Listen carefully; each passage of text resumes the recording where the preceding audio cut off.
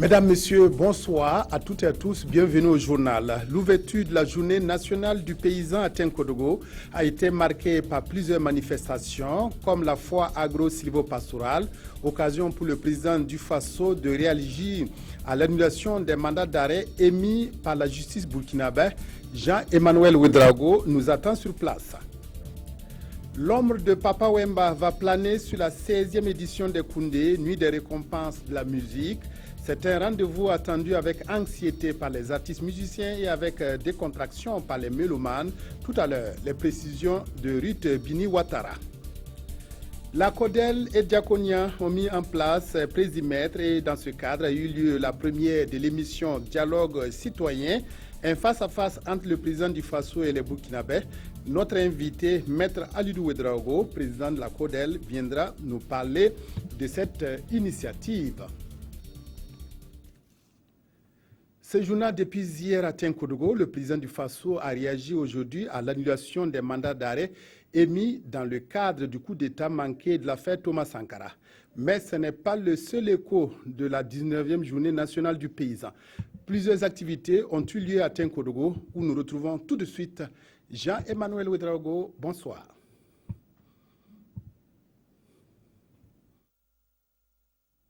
Jean-Emmanuel, vous êtes à l'antenne. Godefroy Bazier, mesdames et messieurs, bonsoir. Tinkodogo, capitale du monde paysan burkinabé, c'est parti officiellement depuis ce matin pour la 19e édition de la Journée nationale du paysan, une cérémonie d'ouverture riche en couleurs en présence du président du Faso, l'agriculture comme source d'emploi pour les jeunes burkinabés. Tous les acteurs y croient fermement pour peu que des mesures efficaces soient prises. Le film de la cérémonie d'ouverture avec Urbain Benito Somé et Olopoda.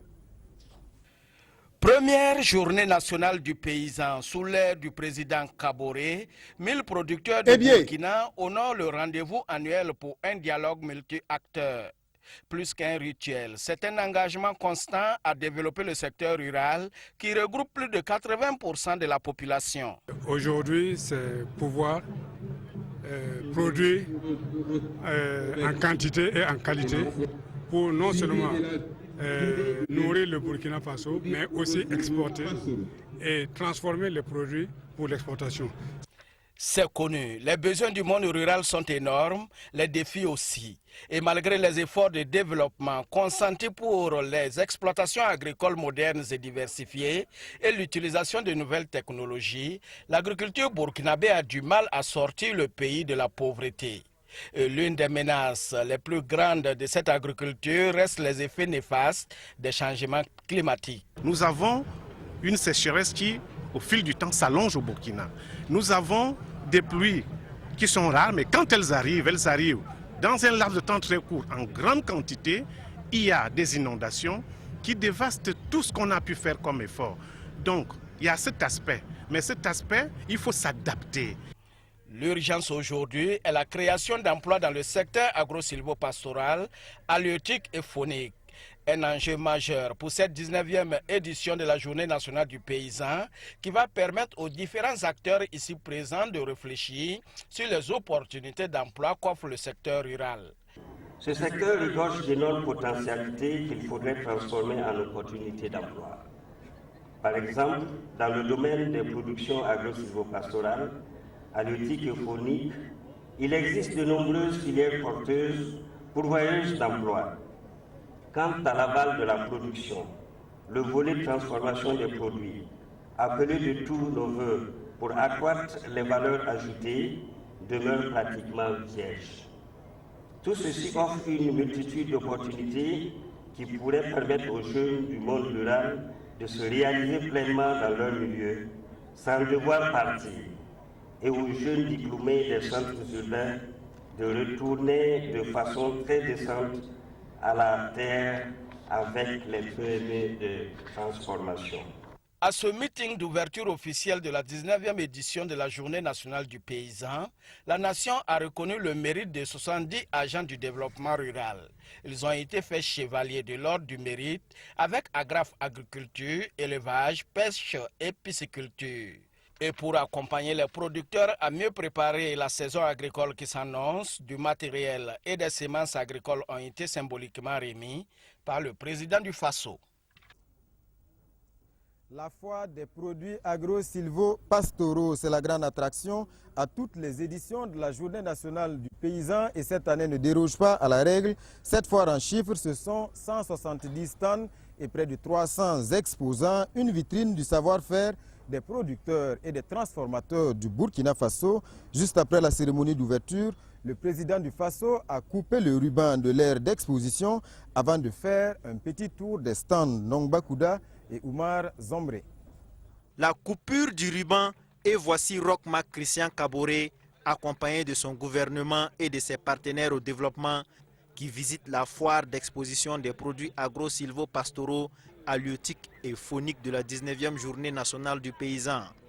Stand par stand, Roch-Marc Christian Kaboré a marqué son intérêt sur tous les produits exposés. Un tour des différents stands ponctué parfois d'échanges avec les producteurs. Madame Cabré est promotrice d'une ferme d'élevage. Elle attend le passage du président. C'est une occasion qu'on donne aux paysans de pouvoir se rencontrer et échanger pour avoir des idées et pouvoir aller de l'avant. Après le stand des éleveurs, c'est au tour des stands destinés aux produits non ligneux de recevoir la visite du président.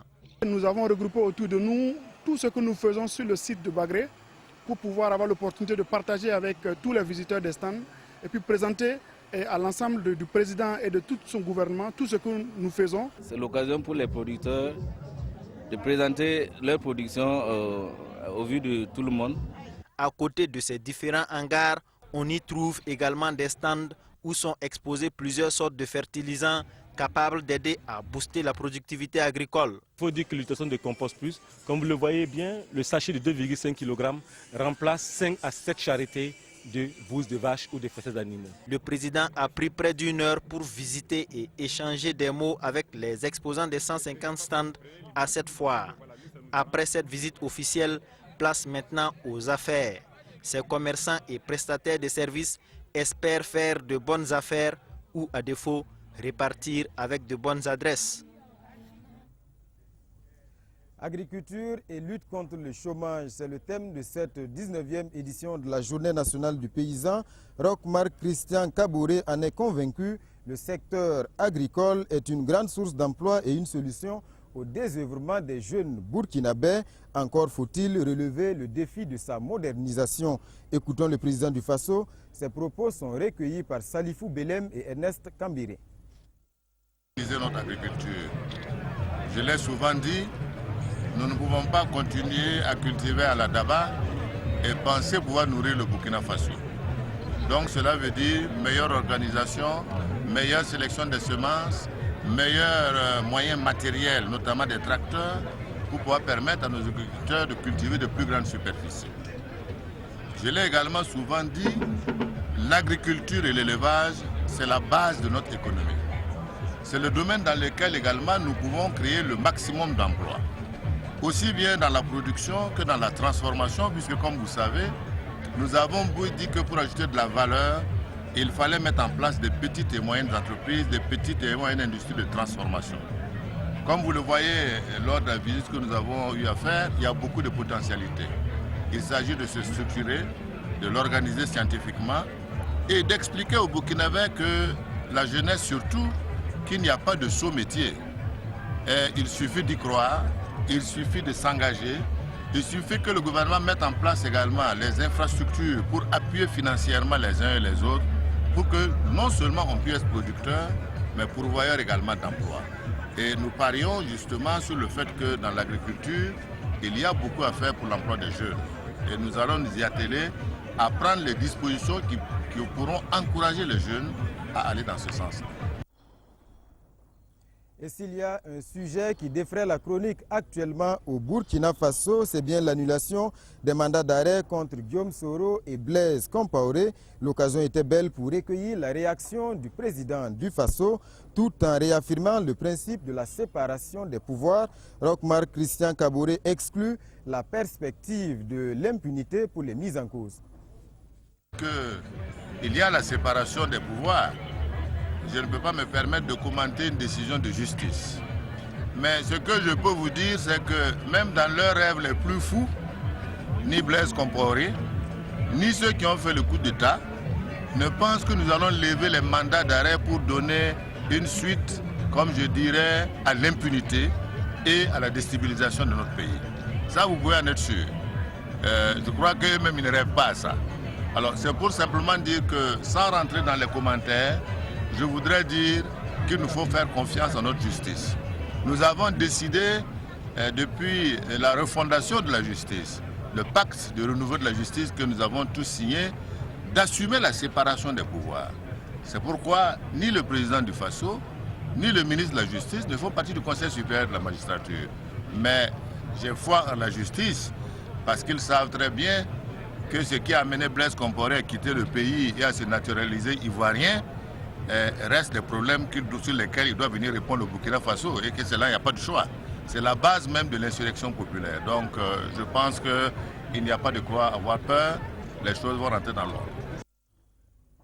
Voilà pour cette réaction du président du FASO, Roch-Marc Christian Kaboré, qui a effectué cet après-midi une visite sur le site de Bagré. Nous allons y revenir dans nos éditions de demain. Voilà, Godefroy Bazier, c'est tout pour l'actualité de la JNP aujourd'hui. Mais n'oubliez pas, demain, c'est le clou de la manifestation, le face-à-face entre le président du FASO et les 1000 producteurs. Événement à suivre en direct à partir de 9 h sur la chaîne au cœur des grands événements. Je vous rends l'antenne pour la suite du journal. Merci Jean-Emmanuel Ouedraogo et merci à toute l'équipe qui est déployée à Tinkodogo. Rendez-vous est donc pris pour demain matin. L'eau est un élément déterminant pour atteindre de bonnes productions agricoles et halieutiques, d'où souvent des conflits pour sa maîtrise. À Zitenga, village de la commune de Koupela, un barrage destiné à promouvoir la culture de contre-saison, est actuellement utilisé par l'ONEA pour l'approvisionnement des localités de la région en eau potable. Les producteurs interdits de mener leurs activités à cause de l'ensablement du barrage sont mécontents. Les précisions de Mokhtar Ouedraogo et Pascal Kané. Kamnaba de Yitenga est désabusé. Chaque fois qu'il parcourt son périmètre irrigué à sec, il a du mal à contenir sa colère. En 1985, lorsqu'on construisait le barrage, on lui avait promis à lui et aux autres producteurs du village qu'ils pourront pratiquer la culture de contre-saison. Une promesse qui ne sera pas tenue pour longtemps. Entre-temps, l'ONEA, qui avait besoin d'utiliser le barrage pour approvisionner Pouitenga et Koupela en eau potable, a investi les lieux. Avec la nouvelle donne, nous avons perdu toute notre production la première année. Face à la situation, le haut commissaire nous a suggéré d'exploiter de façon alternée les 4 blocs de la superficie. Finalement, on nous dit de ne plus exploiter, alors que nous n'avons pas été indemnisés au moment de la construction du barrage. Cette frustration des producteurs, les responsables locaux le comprennent bien. Mais il a bien fallu faire un choix, puisque la capacité du barrage ne permet plus de supporter les deux activités à la fois. Depuis 1985, le barrage a perdu 30% de ses capacités suite à l'ensablement de son lit. Si on les laisse faire, durant la période, les périodes chaudes, mars, avril et mai, l'eau ne va pas suffire pour l'approvisionnement en eau de la ville de Koupela et de Pouitenga. On a demandé aux producteurs de ne pas produire au cours de cette campagne sèche. En pareille circonstance, les textes accordent une priorité absolue à l'eau de boisson. Encore faut-il le faire comprendre aux producteurs qui ont perdu leur verger et leurs terres dans l'aménagement du barrage. Sous l'égide du haut-commissaire de la province du Kouritenga, l'ONEA et les producteurs ont trouvé un terrain d'entente, dédommager les producteurs qui ne pourront pas exploiter leurs parcelles. Une solution temporaire qui est loin de résoudre définitivement les problèmes. Les conflits persistent et les producteurs ne semblent pas digérer la situation. Nous travaillons sur ce périmètre pour subvenir à nos besoins, payer la scolarité de nos enfants notamment. Maintenant, qu'est-ce que nous allons faire? Cette année, certains ont été obligés de s'endetter pour la scolarité des enfants. C'est assez difficile. Il faut que les autorités nous aident à réhabiliter le barrage parce qu'à un moment donné, on va se trouver face à une situation intenable et on ne sait pas à quoi ça va aboutir. Néanmoins, il y a une lueur d'espoir car il a prévu la construction d'un autre barrage dans la zone. En attendant, chacun estime être dans son droit et réclame de pouvoir utiliser les barrages de Yitenga dont la capacité se réduit d'ailleurs chaque année comme une peau de chagrin. La grogne du syndicat national des personnels d'administration et de gestion de l'éducation et de la recherche, SYNAPAGER, s'est traduite par une nouvelle manifestation sous les fenêtres du ministre de la fonction publique. Un sitting pour s'opposer à la participation des instituteurs à leur concours professionnel a été organisé ce matin. Les autorités, en réponse à cette revendication, ont précisé que les textes actuels n'interdisent pas aux instituteurs de prendre part à ces concours. Pawadrogo Jansongo Arunamare.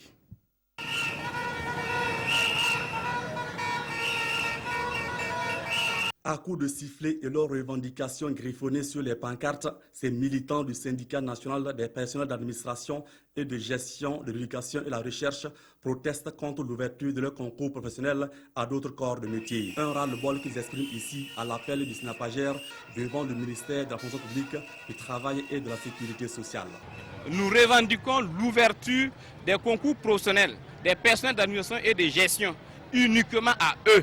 C'est-à-dire aux attachés d'administration scolaire universitaire, aux attachés d'internat scolaire universitaire et aux conseillers d'administration scolaire universitaire et aux conseillers d'internat scolaire universitaire, selon la loi.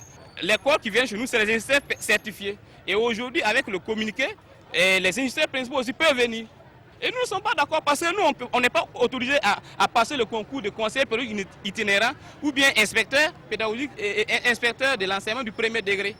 Le 7 avril dernier, une rencontre s'est tenue entre le ministre et le syndicat dans ce sens.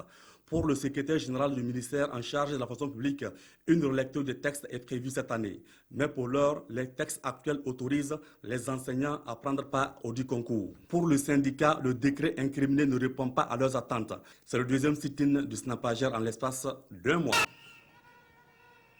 Première sortie de terrain du ministre de l'économie, des finances et du développement, Alizatou Rosine Koulibaly, s'est rendue dans le centre-est où elle a visité les bureaux de douane de Bitou et Senkansé ainsi que la direction régionale des douanes à Tinkodogo. Cette sortie s'inscrit dans la dynamique de mobilisation des recettes pour le financement des grands chantiers de développement. Ibrahim Sombier, Abdelaziz Yagibo.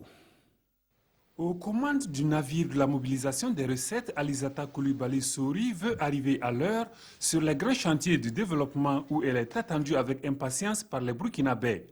Sa première escale dans ce voyage à la recherche des ressources, le ministre des Finances a choisi de la marquer dans la région du Centre-Est. Du bureau des douanes de Bitou à celui du poste de contrôle juxtaposé de Senkansé, en passant par la direction régionale des douanes du Centre-Est, le premier responsable du département en charge des finances a tenu à porter aux agents un message d'encouragement et surtout d'invite à mieux faire. Mon succès est dû au succès de toutes les équipes mobilisées, que ce soit au niveau central ou au niveau des régions. C'est pour cela qu'au sein du ministère, j'ai un programme de déplacement au sein des régies financières, mais au sein aussi des autres directions. La région du Centre-Est est la région, au niveau en tout cas des douanes, c'est la région la plus importante en réalité par rapport aux recettes que nous enregistrons. Je pense que c'était un bon message de montrer que pour la première sortie officielle, il fallait effectivement que je vienne ici. Belle occasion pour ces acteurs du terrain au quotidien à la traque des contrebandiers d'égrener un chapelet de difficultés auxquelles ils sont confrontés. Et si, malgré les armes qu'on a, on ne peut pas faire face à ces fraudeurs, notamment de motos, vous voyez que c'est quand même décourageant. Donc nous attendons vraiment une action forte du côté de l'État pour nous appuyer dans ce sens, restaurer l'autorité de l'État pour nous permettre vraiment d'être à l'aise et puis travailler. La mobilisation des recettes incombe à la fois aux impôts, au trésor et au service des douanes. À toutes ces régies de collecte des recettes, le ministre a élargi la rencontre. Des régies qui ont comme principale difficulté le manque de moyens roulants, de personnel, mais aussi de locaux adaptés et sécurisés. Le plan intégré de lutte contre les maladies non transmissibles pour la période 2016-2020 a été validé hier par les autorités sanitaires burkinabées et leurs partenaires. L'ambition du plan est de réduire le taux de mortalité de ces maladies de manière sensible. Ces maladies non transmissibles sont les cancers, le diabète, les maladies cardiovasculaires et les maladies respiratoires chroniques. Jean-Hugues Bayala, Oumoussissé, reportage.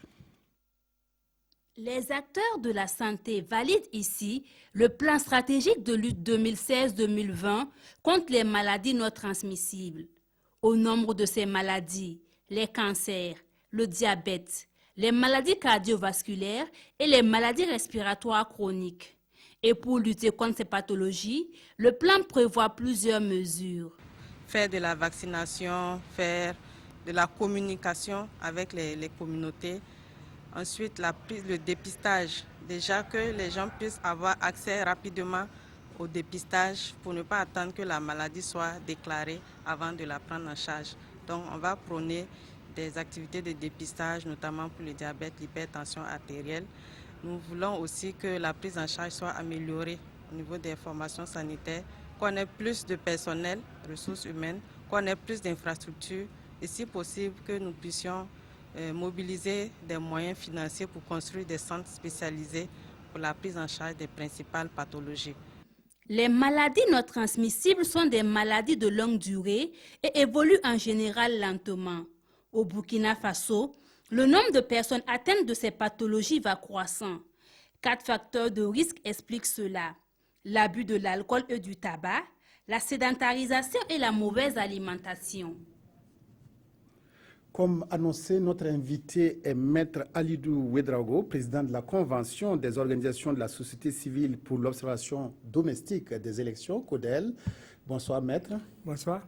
Alors, vous venez, Maître Alidou Ouedraogo, nous parler de l'émission Dialogue citoyen dont la première a eu lieu mardi dernier sur nos antennes.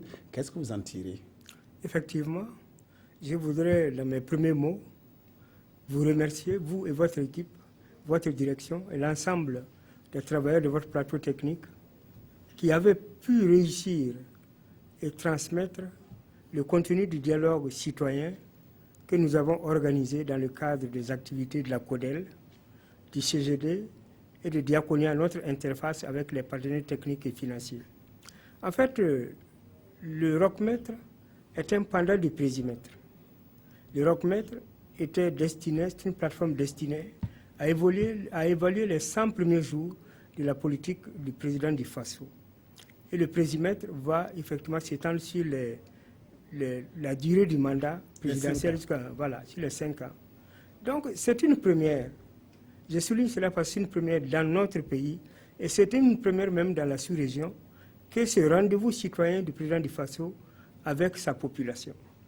Vous avez dû constater que, en fait, ceux qui sont intervenus dans ces cadres-là, du côté de la population, ont exercé effectivement leur droit de citoyenneté, leur redevabilité socio-économique et demandé au chef de l'État, posé au chef de l'État leurs préoccupations de façon directe, libre, consentie et effectivement très participative.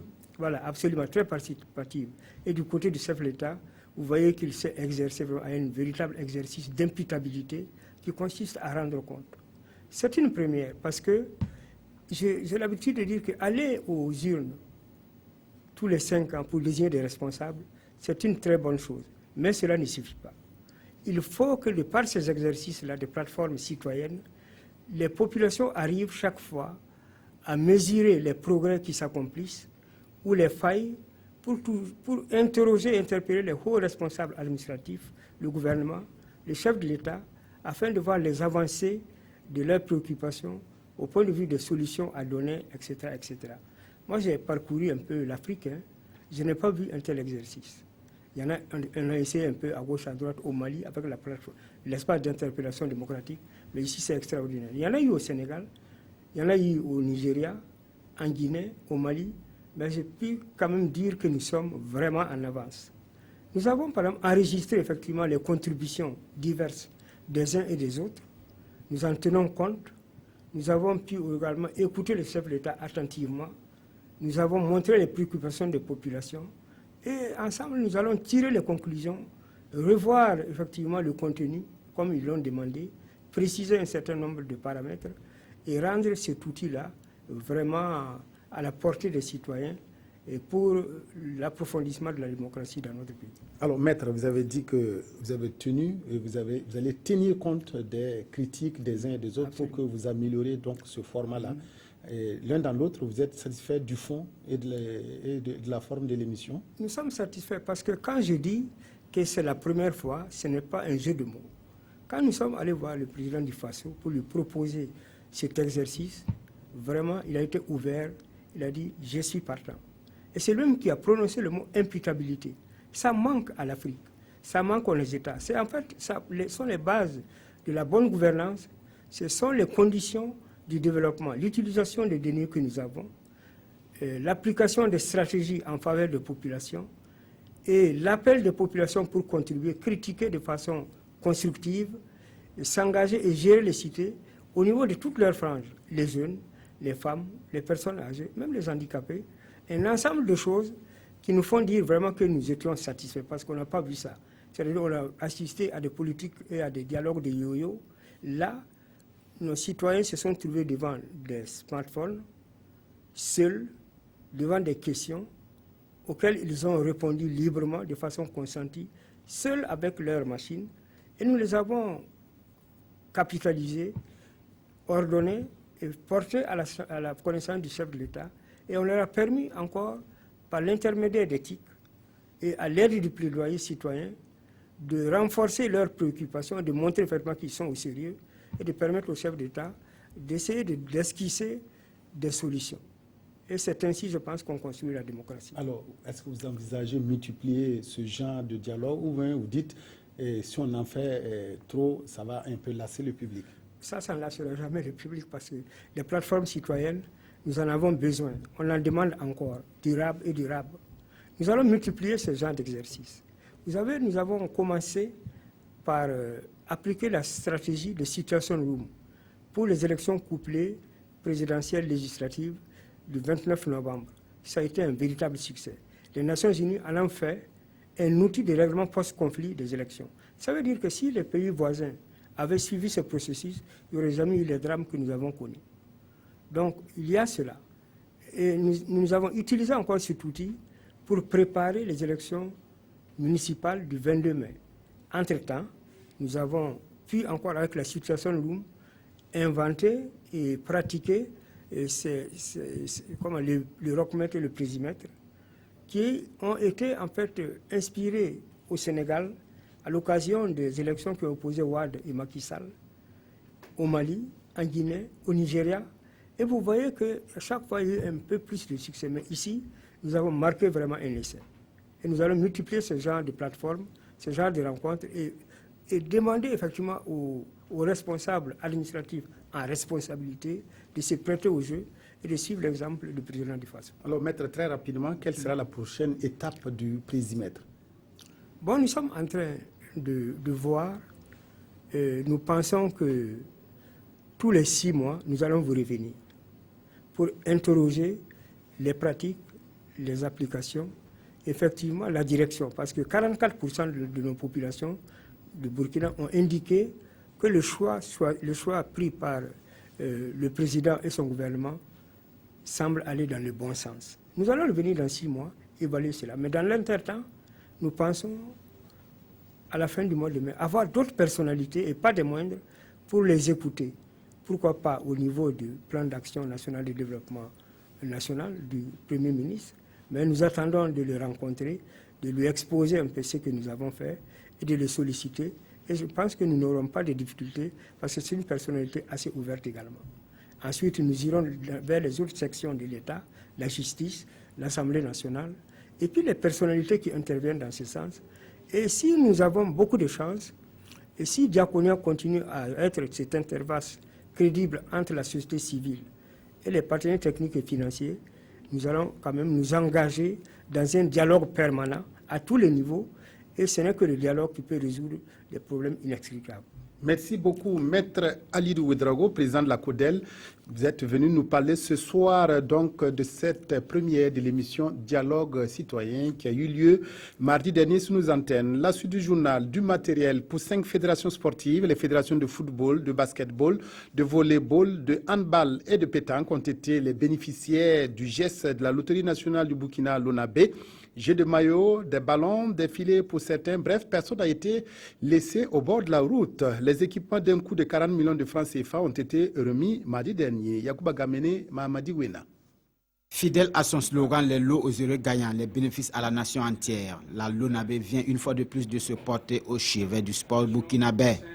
C'est un soutien en équipement sportif pour la pétanque, le basketball, le volleyball, le handball et évidemment le football. On a souvent des doléances des clubs et ça se résumait presque aux mêmes besoins. Et pour cela, on a décidé.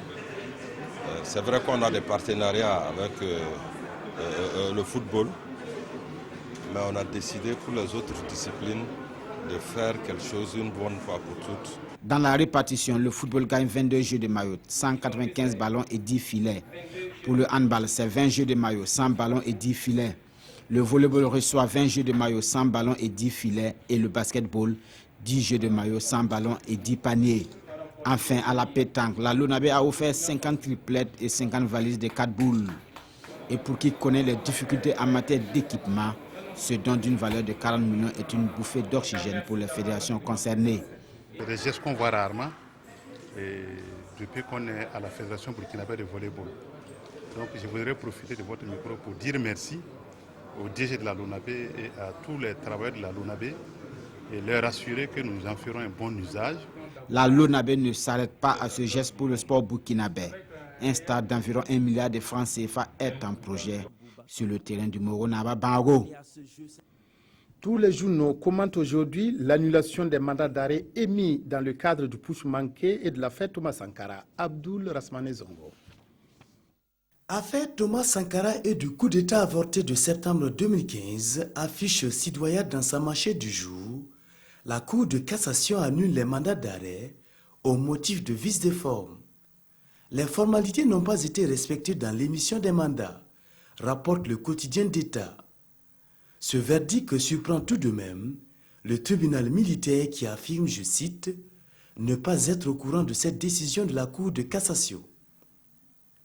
Le mandat d'arrêt contre Diom Soro, rappelle l'Observateur, avait mis en mal les relations entre la Côte d'Ivoire et le Burkina Faso depuis la chute de Blaise Compaoré de son perchoir. Pour sa part, le quotidien Le Soir estime que l'annulation du mandat d'arrêt contre Diom Soro augure, je cite, le réchauffement des relations et le retour de la confiance au sommet entre la Côte d'Ivoire et le Burkina Faso.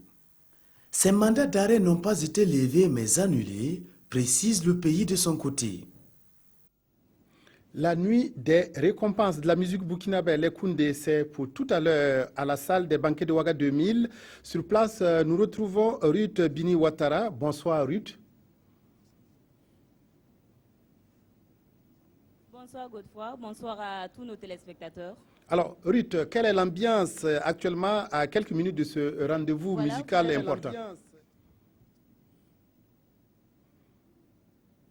Voilà, vous venez si bien de le dire. Dans quelques minutes vont s'ouvrir les 16e éditions des Koundé 2016. C'est un rendez-vous devenu traditionnel où la musique burkinabé est magnifiée.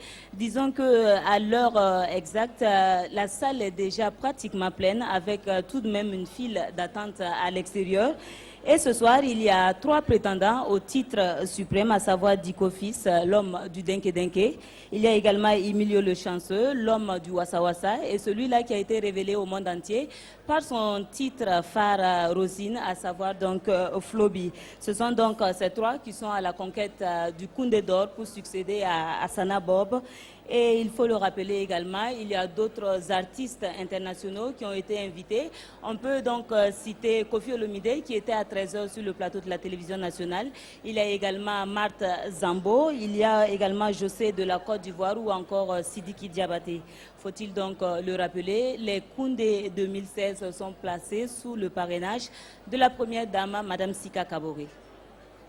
Alors, Ruth, on sait qu'un hommage particulier sera rendu à Papa Wemba, disparu dimanche dernier à Abidjan.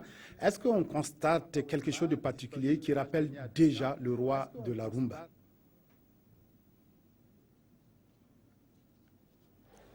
Oui, Godefroy Bazier, disons donc que l'ombre de Jules Chungu Wembadio va bien évidemment planer sur cette soirée. Dès l'extérieur déjà, nous avons un poster géant qui a été placé.